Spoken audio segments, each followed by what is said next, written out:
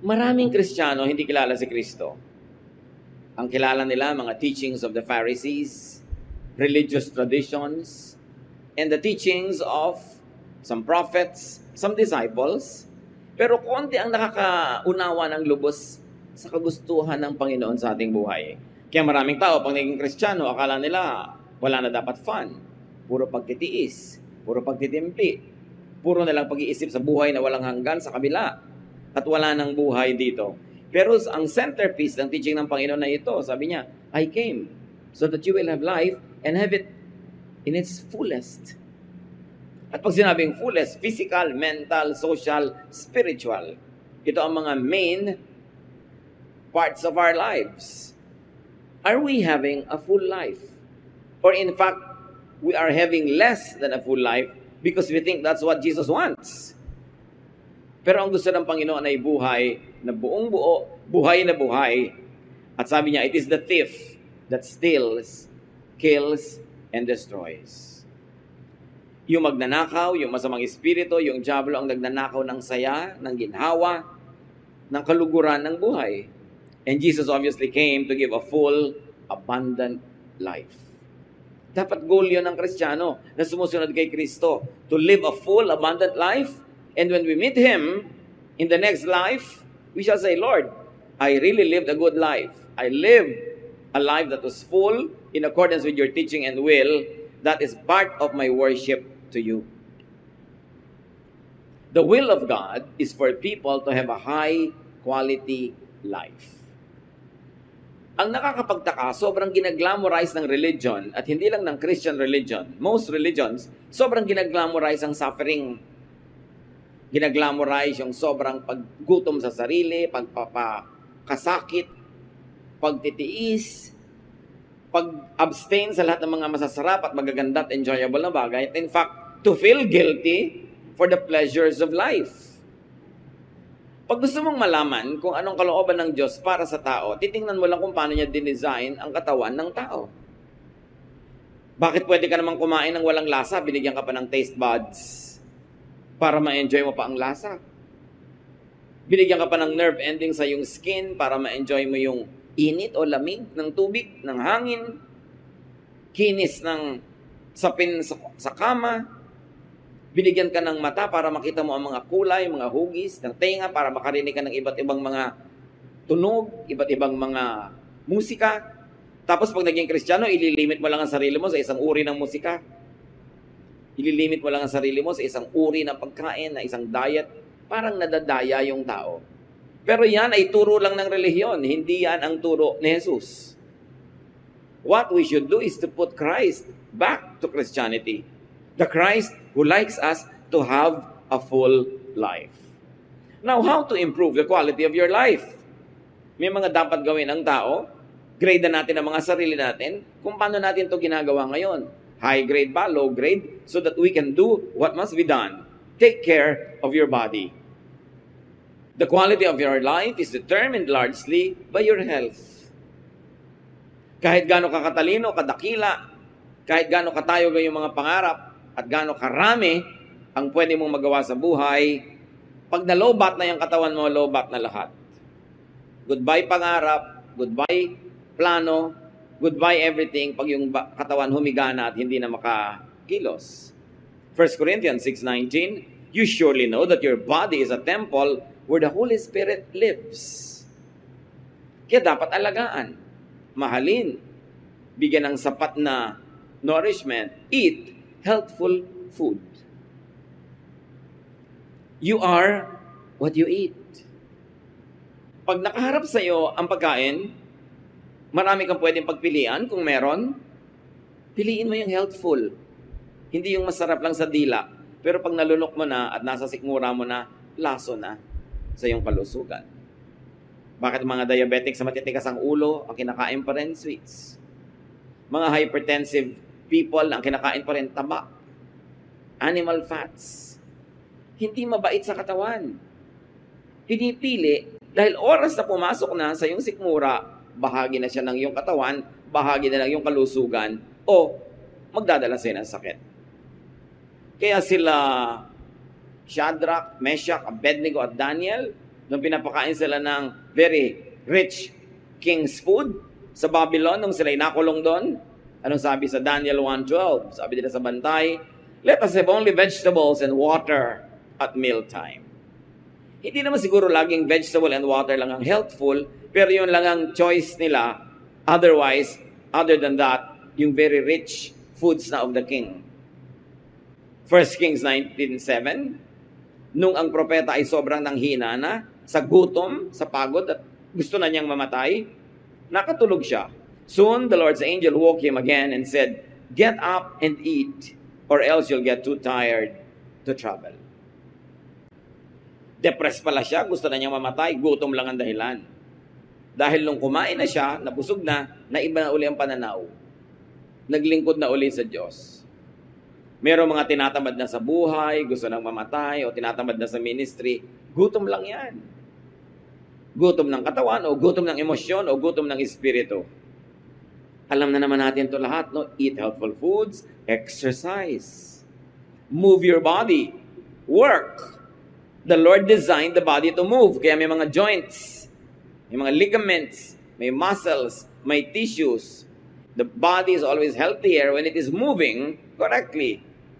Kaya sabi sa 1 Timothy 4:8, physical training is of some value.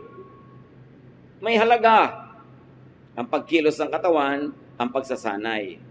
So you exercise, but you also never forget to play. Malaking relaxation ang idinudulot ng play para balance. Pero huwag naman puro play. Dapat work, exercise, play. Hindi kailangan laging makatuturan ng ginagawa. Pag na-enjoy mo siya, nasa-setback ang panahon ng iyong pagtanda. Yung mga sakit mo, nababawasan. Ang kalusugan mo, nadadagdagan whenever you are enjoying. Relax. Fatigue and stress opens one's life to so-called demons.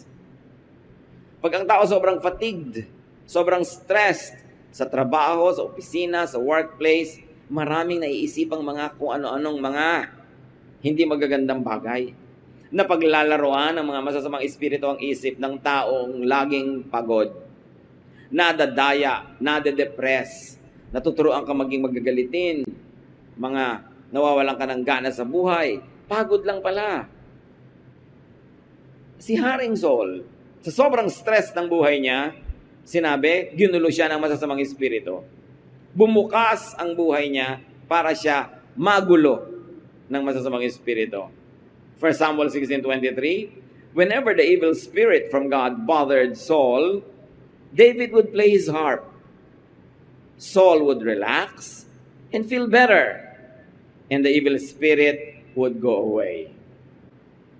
Pansinin niyo mga kapatid, hindi muna umalis yung evil spirit, tapos dahil umalis, nakarelax tuloy si Saul. No.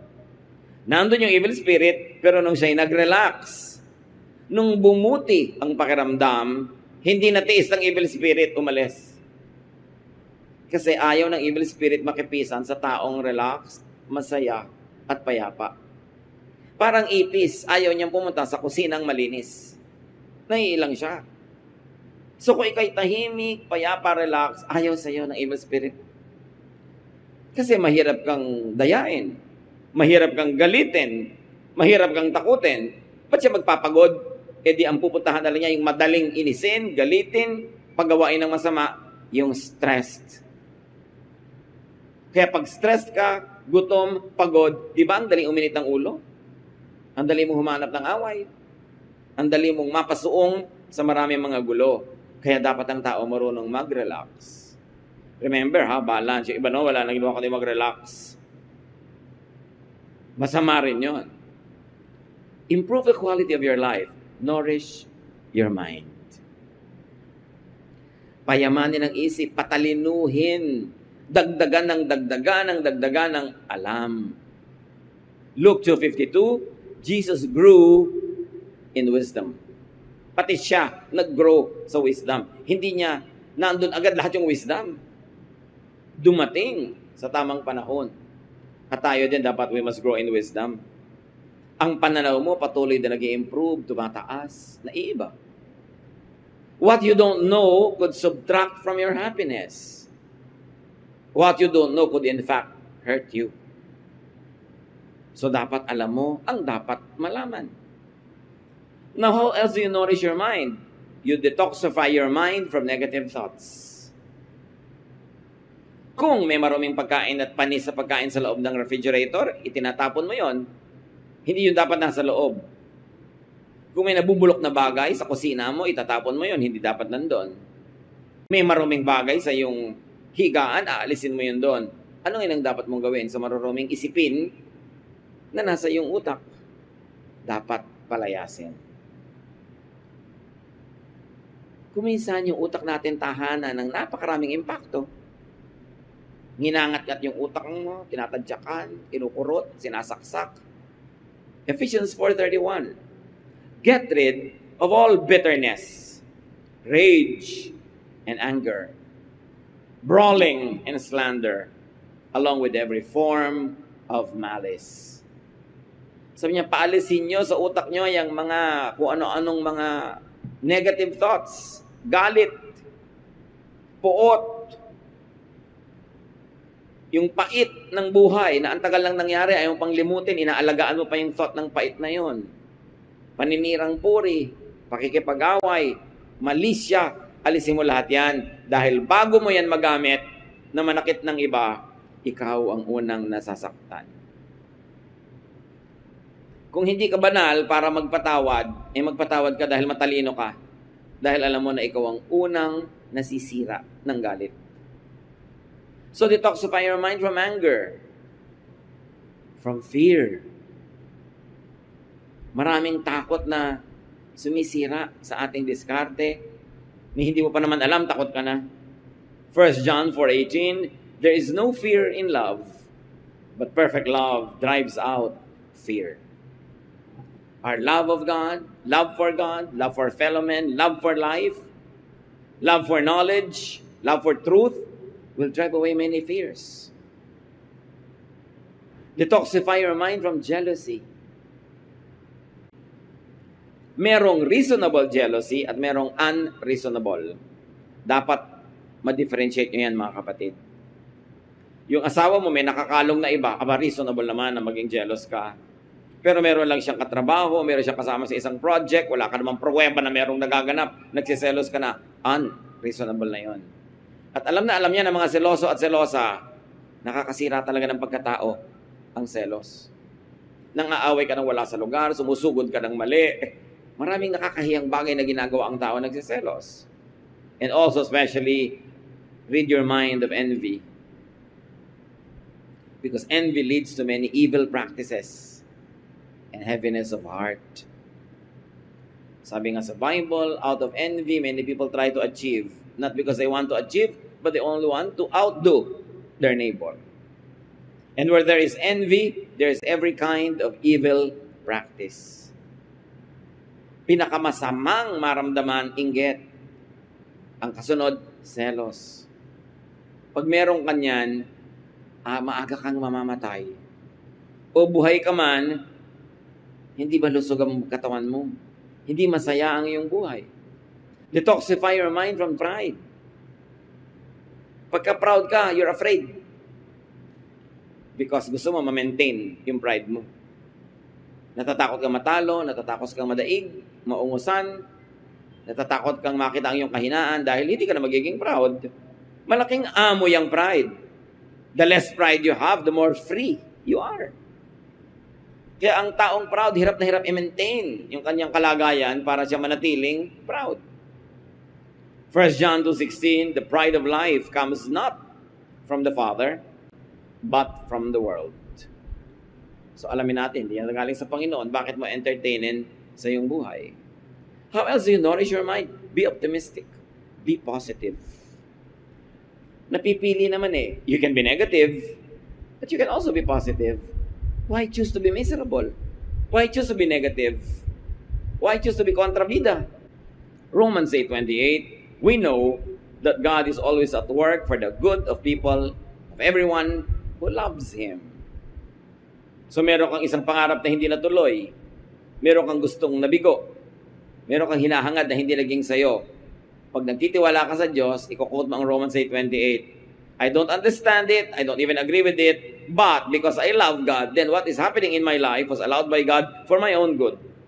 And I will hold on to that, and I will believe that, and I will have peace. Yun ang tinatawag na positive thinking, na scripture-based.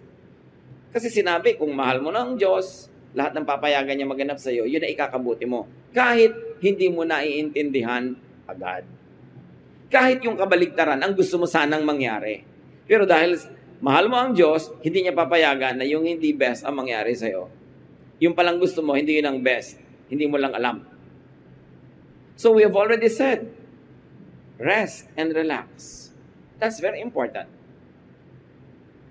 Sinabi natin kanina, main focus ng ministry ni Lord, yung bigyan tayo ng full life. May kakambal yun, itong Matthew 11:28 to 29.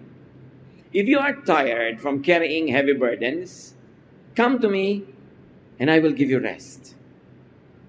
Take the yoke I give you, put it on your shoulders, and learn from me, for I am gentle and humble, and you will find rest.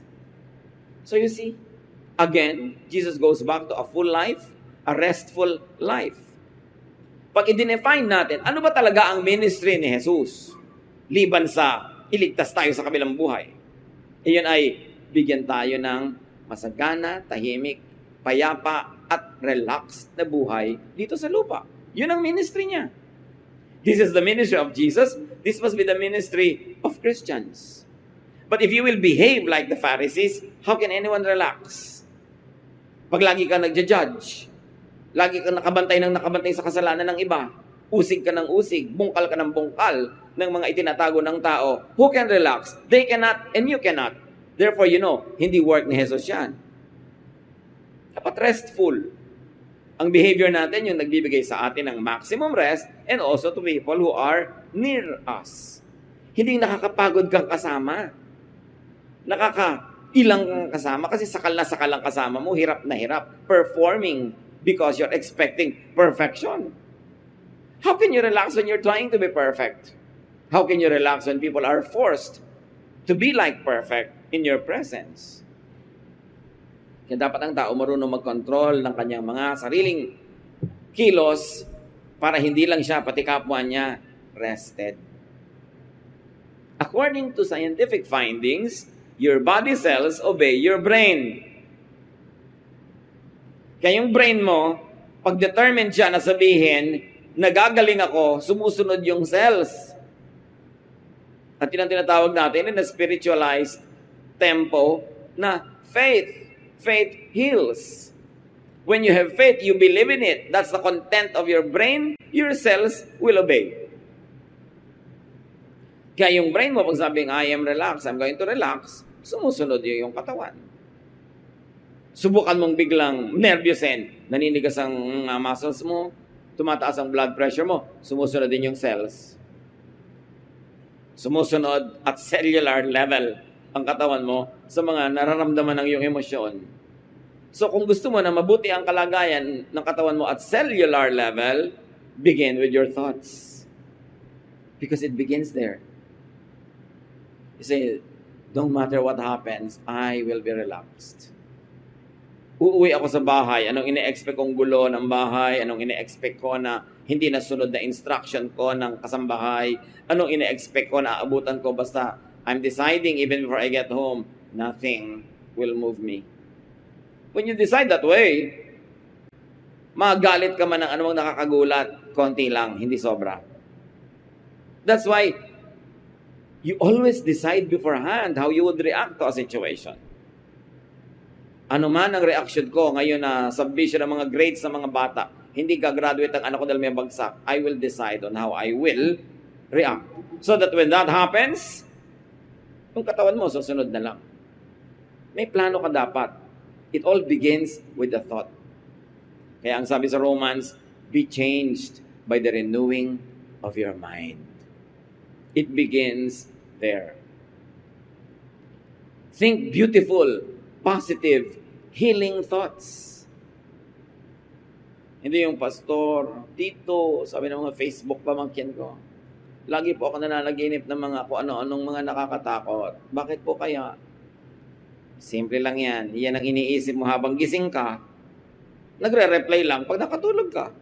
Palitan mong iniisip mo at mapapalitan na napapanaginipan mo. Kinakausap po yata ako ng Diablo. Hindi. Guni-guni mo yung kumakausap sa'yo. Sino ka naman para kausapin ng Diablo? Ang special mo? 7 bilyon ng tao sa planeta, ikaw kakausapin? Guni-guni mo yan. Kasi lumilikha ka sa isip mo ng mga senaryo na kinakausap ka niya. So, pagka tulog ka na wala ng control, hindi mo na mabantayan yung takbo ng utak mo dahil tulog ka, itutuloy ng utak yung kanina'y lagi mong iniisip. Kaya mga nanaginip po ako, ng asawa ko nagtataksil sa akin. Yan siguro, iniisip mo lagi. Saan naman kukuha yung utak mo ng mapapanaginipan? Sa utak ng iba? Pwede yon kung lagi mo siyang kausap. Maililipat niya sa'yo. Malaki ang bahagi ng utak. At Diyos ang may bigay niyan. Kaya dapat nating unawain yung faith. Unawaan natin how it works. Sabi sa Philippians 4:8, keep your minds on whatever is true, pure, right, holy, friendly, and proper. Don't ever stop thinking about what is truly worthwhile and worthy of praise. So iniisip mo yung biyanan mo. Pag nagkaroon ka ng kapangyarihan, gagawin mo siyang ipis. Pero worthwhile ba yung iniisip mo? Worthy of praise ba yan? No, tigilan mong isipin. Kasi hindi mo alam, ikaw ang nagiging ipis niyan. Yung wish mo sa iba na negative, sa'yo pupunta yun. Yung talbog sa akin, dikit sa'yo, may truth yon. Marami kong minsan mga kapestihan ang nangyayari sa buhay mo kasi yun ang wish mo for others.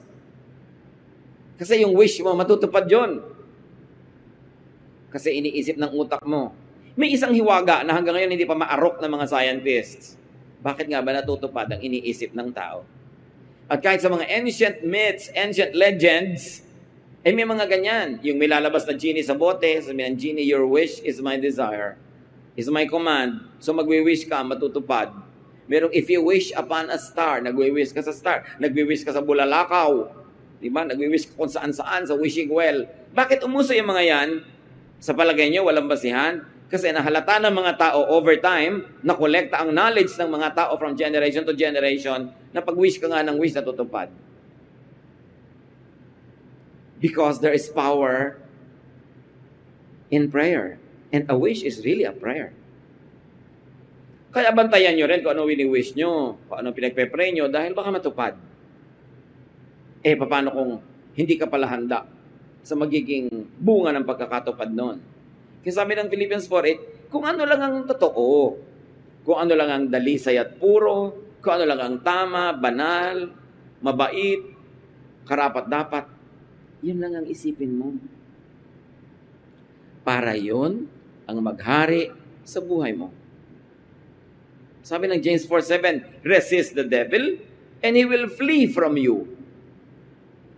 Pastor, bakit po ayaw umalis ng tukso sa buhay ko? Hindi mo nire-resist. Dahil sabi, resist, aalis So, baligtarin natin, hindi umaalis. Bakit?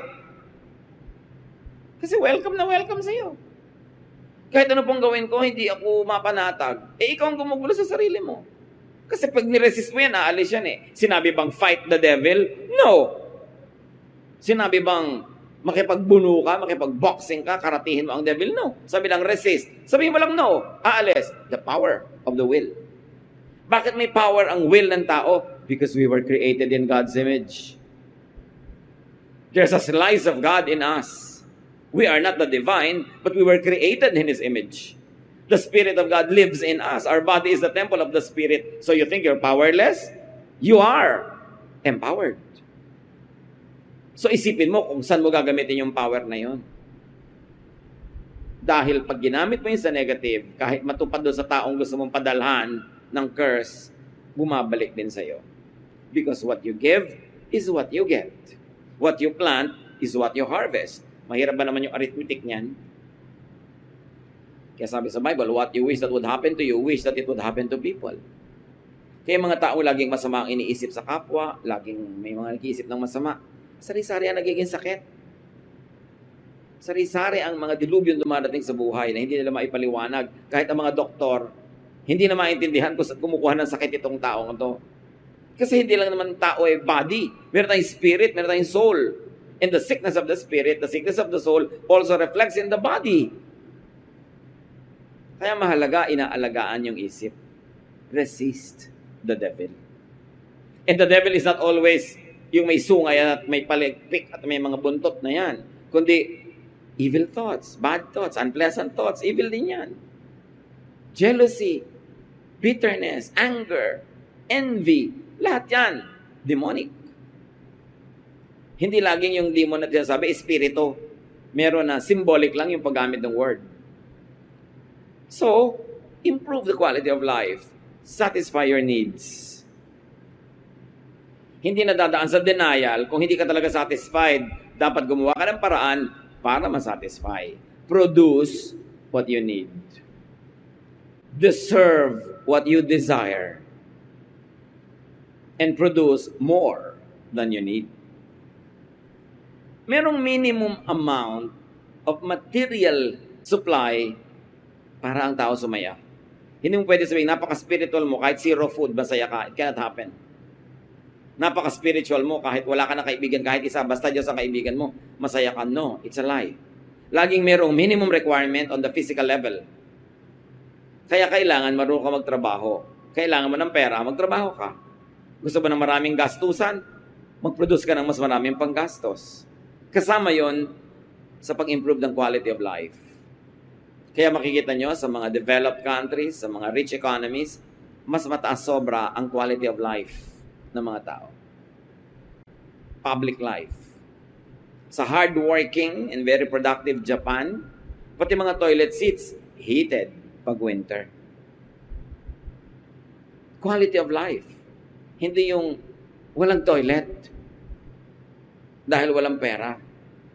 Siyempre, pag mahina ang budget mo, ang toilet paper mo, parang sandpaper, nagagasgas ang iyong behind kasi masyadong mura. Kaya kung ikaw ay mariwasa, marunong ka magtrabaho, pati toilet paper mo, soft as a feather. Pleasure. Dahil nagtatrabaho ka. Ephesians 4:28, anyone who has been stealing must steal no longer, but must work, doing something useful with their own hands, that they have something to share with those in need. Ito, spirituality, religiosity at its highest order. A person who stops being dependent on others, who stops living on others, and now begins to produce more than what he needs, that he has adequate excess to give away to people who are genuinely needy. Yun ang mataas na uri ng relihiyon. Huwag maging dependent, huwag maging pabigat sa kapwa, kundi lampas-lampas pa sa kailangan ng ma-produce para makapagbigay ka sa iba. Then, you will have a high quality of life. Work enough. Work more than enough. Because work earns provisions. It earns meaning and value. Work earns affirmation. Ang taong productive, hindi lang siya kumikita ng kailangan niya, tumataas din ang halaga niya bilang tao, napapahalagahan siya ng iba, tumataas din ang tingin niya sa kanyang sarili, pumapanatag ang kanyang loob, mas gumaganda ang quality of his life. Work satisfies. Kaya kailangan sariwain natin yung virtue of work. Hindi yung umaasa sa iba, sabi, they work with their own hands. Hindi yung iba ang nagtatrabaho, sila ay humihingi lamang. You can never have a high quality life that way. Ngayon, kung ang satisfaction hindi pa kompleto, how else do you satisfy your need? Learn contentment. But don't be contented too early. Magsikap ka, gawin mo lahat ng kaya mong gawin, at kung ano ang naging bunga, doon ka na lang matuto na maging kontento. Pero hindi yung wala ka pang ginagawa, contented ka na. Kailangan, sa may dulo-dulo yun, when you have already done your best. 1 Timothy 6:6, but godliness with contentment is great gain. Philippians 4:12, I have learned the secret of being content in any and every situation. Paano mo guguluhin ang taong marunong turuan ng sariling makontento? Yung sinasabi ng mga matanda, habang maikli ang kumot, matutong mamaluktot. Maliit yung kumot mo, fold your knees and paliitin mo yung katawan mo para magkasya yung kumot mo. Hindi ipagpipilitan mong kulang, sa wala Gagawa ka ng paraan. Teach yourself to be contented. Improve the quality of your life. Nourish your soul, your feelings, your emotion. It is unseen, it is invisible, but it nonetheless is so real as the physical body. Give importance to what and how you and others feel. Mahalaga ang feelings. Okay. Madadagdagan ang kita mo, pero magkakalayo kayong mag-asawa sa pagtatrabaho mo. Nag-improve ang bulsa, pero ano nangyari sa feelings? Ano nangyari sa iyong feeling? Is it worth it? May madadagdag na halaga sa inyong income, is it worth all the lonely nights? Is it worth all the aloneness? And is it worth being tempted to find even just temporary comfort in another person's arms? Yung gobyerno natin, pag ipinagmamalaki yung kita ng mga OFW, pag ipinagmamalaki kung gaano tinatitibay ng OFW remittances ang ating local consumption and economy, hindi nila sinusukat yung emotional state of the people. Hindi naman kasi lumalabas yan sa mga GDP, hindi lumalabas yan sa mga GNP, hindi lumalabas sa mga balance of payments of a nation. But what is the social cost of all the separation? What is the emotional and spiritual cost of all of that? Hindi lang pera. Sabi ni Jesus, man does not live by bread alone, by money alone. May mga iba pang mahalaga. So ang tao marunong dapat magsukat. Feelings are important. So do your best to feel good, not bad. Makikipag-away ka sa boyfriend mo, hindi ka rin naman makatulog, balisang-balisa ka. Siya rin balisang-balisa. Is it worth it? Both of you don't feel good. So why don't you forget your foolish pride? Text ka, bati na tayo. So niya, sige, love you. Biglang sumaya na uli kayo. Kung minsan isang text lang, sasaya ka na. Bakit mo pinapahirapan ang sarili mo? Dahil sa pride, gusto mo mauna siya, ayaw mo magmukhang ikaw yung natalo. But remember, feeling good must be prioritized. Don't do too many things that make you feel bad. Especially kung inimbento mo yung feeling na yun, ikaw ang may dahilan. Ecclesiastes 7:14, when times are good, be happy. Balik na rin natin, if you are not happy, make the times good. Umimbento ka ng saya. Pagandahin mo ang sitwasyon. Mag-asawa kayo, hindi kayo nagkikibuan, kaya kitid-kitid ng kama nyo. Huhulog na kayo sa dalawang gilid, huwag lang magkadikit ang mga paan nyo. Why feel bad when you can feel good? Why be foolish when you can end an emotional warfare? Sometimes with just a word, a hug. Minsan isang tasang kape lang, yun lang pala, okay na. Pero bakit papatagalin ang mga away? Ba't pahihirapan ng emosyon? Tuwing nahihirapan ng emosyon, may nasisirang bahagi na iyong katawan. At kung minsan hindi na yun nare-repair. Nourish your soul and your feelings and your emotion. Be with people you like. Be with people you love.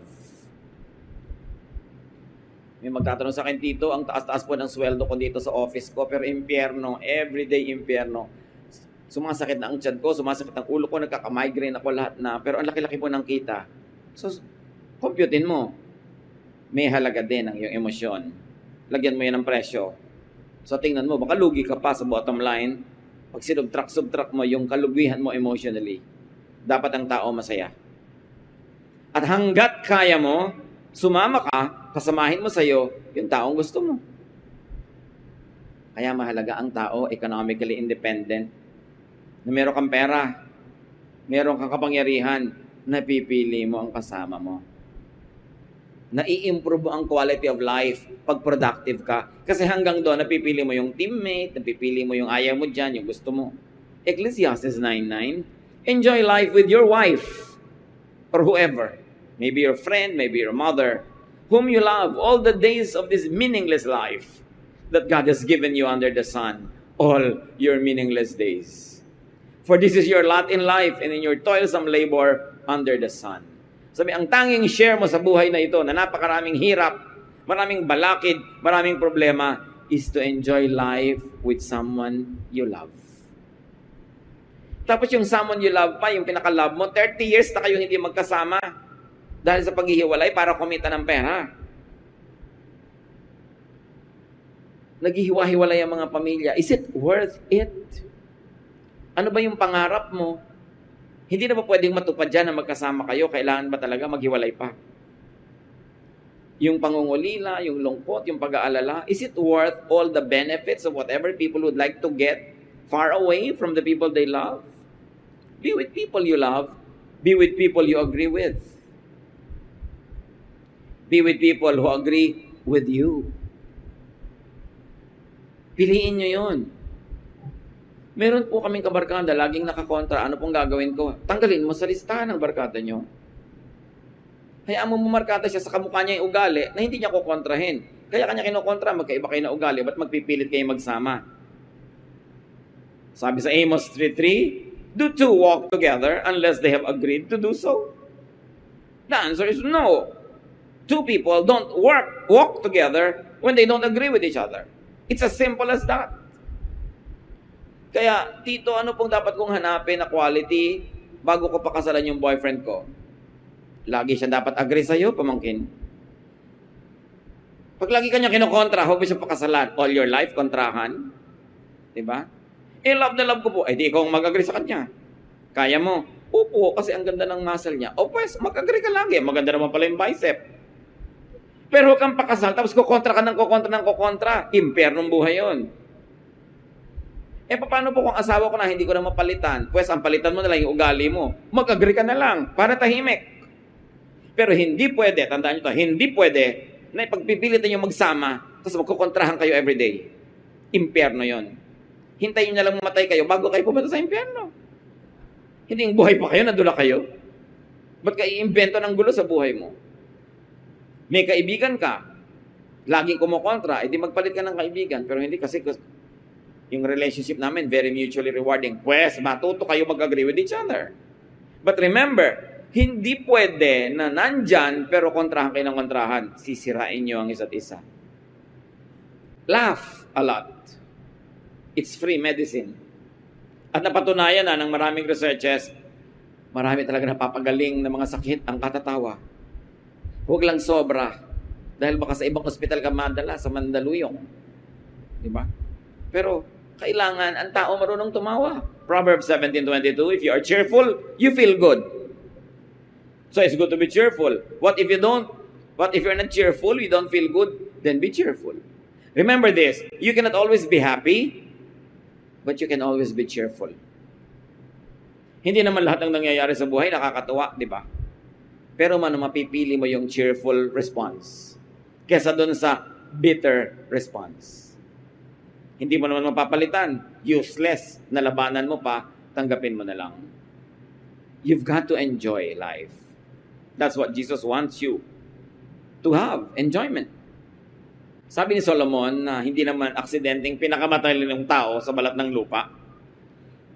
Ecclesiastes 8:15, so I commend the enjoyment of life, because there is nothing better for a person under the sun than to eat and drink and be glad.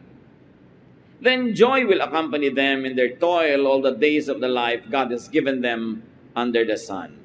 Sinabi ba niyang magtiis, no? Sabi niya, mag-enjoy ka. Yan lang ang mahihita mo sa buhay na ito. Maraming problema, maraming sakit, maraming sagabal. So tuwing kaya mo, isingit mo, ipaglaban mo, mag-enjoy ka. Nasiraan ang sasakyan, may pupuntahan kayo. Anong gagawin mo? Maghanap ka ng tindahan ng halo-halo at maghalo-halo ka. Isingit mo yung enjoyment kaysa magreklamo ka sa buhay. Always find pockets of fun. Pockets of vacation. Pockets of pleasure and happiness. At si Solomon na pinakamarunong na tao, sabi niya, yan ang pinakamabuti mong magawa sa buhay na ito. Bakit kaya pinakamabuti mag-enjoy? Kasi pag enjoy ka, enjoyable ka rin. Masarap ka rin kasama. Pag-enjoy ka sa buhay, you are generous, you are kind, mapagpatawad ka, mabait ka. Kaya talaga, ministry na mag-enjoy. Pagka ikaw miserable, you cannot give what you do not have. You cannot be kind to others when you're miserable. You cannot help others when you are tired. That's why you should learn how to rest. Nourish your spirit. This is how you really improve the quality of your life. Be at peace with God and with your conscience. 1 Timothy 1:19, holding on to faith and a good conscience, which some have rejected, and so have suffered shipwreck with regard to the faith. So hold on to your faith and a good conscience. Pakinggan mo ang sinasabi sa iyo ng kalooban mo. Huwag mong kontrahin yung sarili mong dibdib. Makinig ka sa sinasabi sa iyo ng iyong puso. Connect with God. Psalm 145:18, the Lord is near to all.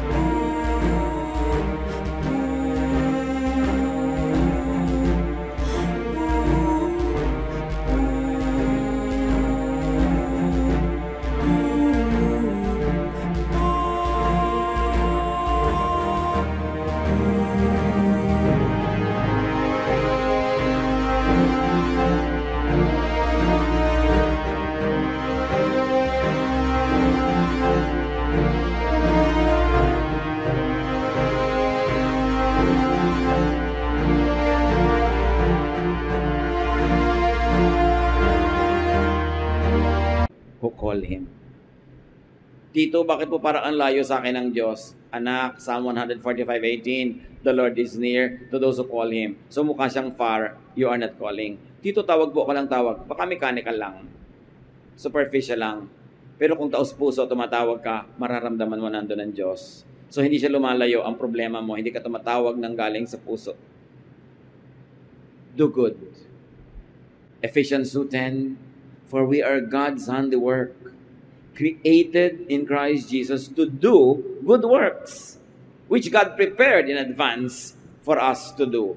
That's one of the best things you can do. Do good works. Punong-puno ng good works, Jesus. And how else do you nourish your spirit? Be thankful always. Be grateful. 1 Thessalonians 5:18, give thanks in all circumstances, for this is God's will for you in Christ Jesus. Be thankful. Ang reklamador hindi masaya. Ang reklamador nagagalit, nasisira uli ang kanyang kalusugan. Be thankful. Learn contentment. Do your best. And when your best can do only so much, be contented with it. Improve your quality of life. And not only that, help your neighbor improve his or her quality of life. Huwag tayo ang maging kontrabida, maging hadlang para mag-improve ang buhay nila. Tumulong tayo. Because what you do to them comes back to you. Panginoong Diyos, salamat po. Na binibigyan kayo ng oras na mag-isip-isip, magbulay-bulay sa mga bagay na madalas nalilimutan. Nabubuhay na lang, naghahanap buhay, pero hindi naman masaya ang buhay. Teach us to find pockets of pleasure, happiness, and fun, even in moments of hard work. Teach us, Lord, to see your blessing na kuminsan ay hindi obviously visible. Turuan mo kaming improve na aming buhay at buhay na aming kapwa.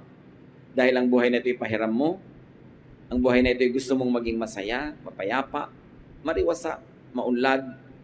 Teach us to be faithful to your will by improving the quality of our lives. Pagbulay-bulayan natin mga kapatid kung paano gagawin ito in the context of all our realities. Lord,